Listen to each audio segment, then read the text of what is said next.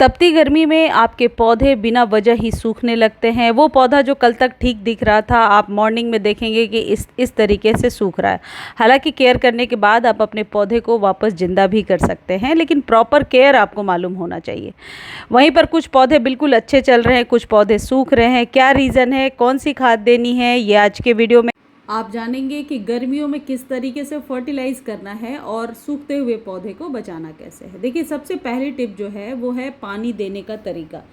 पानी देने का तरीका यदि सही रहा तो आप अपने पौधे की मिट्टी को इस तरीके से ड्राई होने से बचा सकते हैं। कई बार आपने देखा होगा कि मॉर्निंग में या इवनिंग में जब आप पानी देते हैं तो अगले दिन मिट्टी इस तरीके से सूख कर फट रही होती है। तो ये वो पौधे जो लीफ वाले हैं, सिर्फ पत्तियों वाले पौधे हैं, उनके साथ तो चलेगा, लेकिन गर्मियों में हमें फ्लावरिंग भी लेनी होती है। ऐसे बहुत सारे पौधे हैं जो गर्मियों में ही फूल देते हैं, उन पौधों के साथ ये फॉर्मूला काम नहीं करेगा। तो आपको क्या करना है, आपको मॉर्निंग में 8 बजे के पहले ही अपने पौधे को पानी देना है। मॉर्निंग में यदि आप पौधे को पानी दे देंगे तो बहुत हद तक आपका पौधा इस हीट वेव को या गर्मी को झेल पाएगा। 50 to 60% वो खुद ही सरवाइव कर लेगा। ये जो पानी देना इसलिए भी ज़रूरी है क्योंकि पत्तियां यदि मुड़ रही हैं, सिकुड़ रही हैं, पीली हो रही हैं, या फिर ये फूलों वाले पौधे जो कि पानी के अभाव में कलियां झड़ जाएंगी, ये सारी प्रॉब्लम से आप छुटकारा पाएंगे। यदि मॉर्निंग में पानी दे देते हैं तो वो पौधा जो है वो फ्लावरिंग भी करेगा। जिन पौधों पर कलियां बनी हैं, पत्तियां पीली नहीं होंगी, पत्तियां मुड़ेंगी नहीं। और मॉर्निंग में जब आप पानी दे रहे हैं, इस बात का विशेष ध्यान रखिए कि पत्तों को धोते हुए अच्छे से पानी दीजिए, ताकि गमले के नीचे जो प्लेट लगी हुई है उसमें पानी जमा हो जाए। जब आप मॉर्निंग में पानी देते हैं तो एक चीज़ का और ध्यान रखेंगे आप कि कोई पौधा मान लीजिए इस तरीके से ड्रूपी हो रहा है तो ये धूप की वजह से हो रहा है, तो तुरंत इसे धूप से हटाइए और पानी दे करके शेड में रख दीजिए। अब दूसरी जो सबसे इम्पॉर्टेंट टिप है वो ये कि यदि कोई पौधा एकदम सूख रहा है, सारी पत्तियों को गिरा चुका है, पतली सी डंडी रह गई है, तो आपको क्या करना होगा, पहले उसको स्टेम के पास इस तरीके से खुरच के देखना होगा। खुरचने पे यदि अंदर से ग्रीन नज़र आता है तो उस पौधे को बचाया जा सकता है। जैसे इस पौधे को खुरच के मैंने देखा और फिर मिट्टी के ऊपर मैंने 1 चम्मच हल्दी से मल्चिंग कर दिया। अब हल्दी डालने से यदि चींटियाँ वगैरह हैं तो वो आपके पौधे पर नहीं आएंगी, और चींटियाँ रहती हैं जिस पौधे पर, उस पौधे पर ही कीड़े सबसे ज़्यादा लगते हैं। तो हल्दी डालने से आपके पौधे का प्रोटेक्शन होता है। हल्दी डालने के बाद पानी नहीं डालना है, मल्चिंग की तरह ऊपर से ही छिड़क के छोड़ देना है पूरे 24 घंटे के लिए।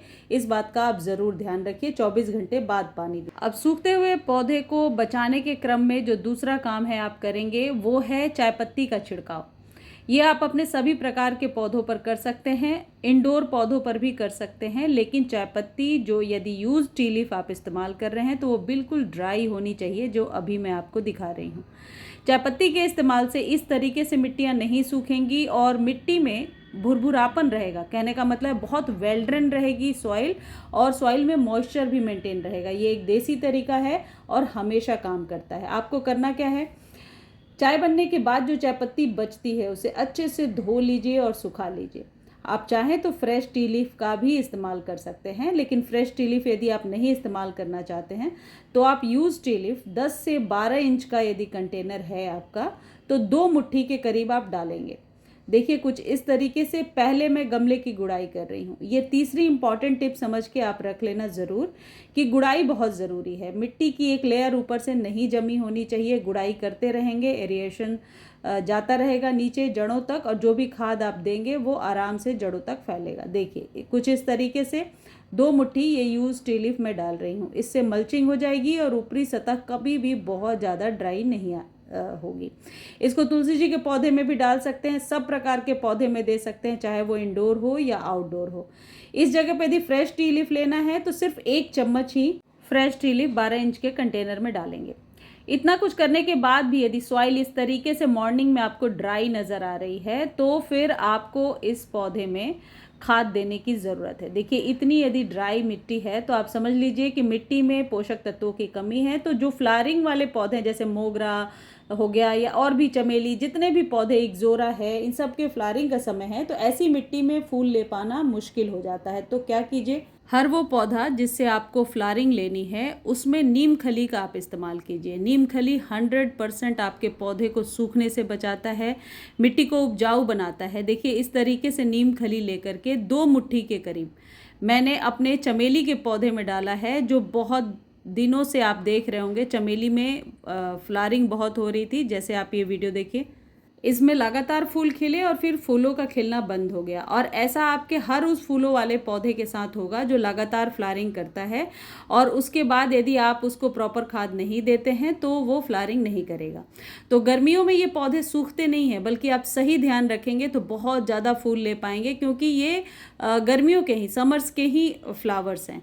वीडियो लॉन्ग होगी, आप ध्यान से देखिए और सारी बातों को सुनते हैं तो मुझे नहीं लगता कि आपका पौधा गर्मियों में कभी भी सूखेगा और ख़राब होगा। तो अपने पौधे को नीम खली हर एक 10 से 15 दिनों पर ज़रूर दीजिए। 1 मुट्ठी 2 मुट्ठी आप दे सकते हैं, और कभी भी नीम खली देने के बाद पानी ज़रूर डालिए। तो ये वही पौधा है जिसमें कि बहुत ज़्यादा फूल खिले, और अब फूल बिल्कुल नहीं खिल रहे हैं। जब फूल नहीं खिलेंगे और पत्तियां नई नहीं आ रही हैं, मतलब आपका पौधा अब धीरे धीरे बीमार हो रहा है। तो आप इसमें 2 मुट्ठी खाद दीजिए और फिर पानी दीजिए। ये सारे काम मॉर्निंग में ही कर लेंगे तो बेहतर होगा। इस तरीके से ये तीसरा या चौथा स्टेप था, आप अपने पौधे को सूखने से बचा सकते हैं। अब एक देसी तरीका मैं आपको बताती हूँ जिससे 100% आपको राहत मिलेगी। आपको ये तो पता होगा कि चावल और दाल का पानी जो घर में हम वॉश करते हैं, चावल कुक करने के पहले, दाल कुक करने के पहले, उस पानी में कैल्शियम, पोटेशियम, मैग्नीशियम बहुत ज़्यादा होता है। यदि पौधों में उस पानी का हम इस्तेमाल करते हैं तो 3 से 4 फ़ायदे हम एक साथ लेंगे। एक तो मिट्टी कभी भी सूख कर फटेगी नहीं, तो फूलों वाले पौधों के लिए बहुत अच्छा है, फ्लावरिंग होती रहेगी।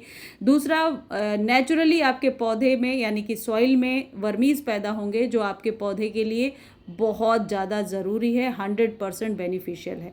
तो हर एक मॉर्निंग आपको क्या करना है कि चावल दाल का पानी जो धोकर इकट्ठा करके आपने रखा है उसे अपने पौधे में डाल दीजिए।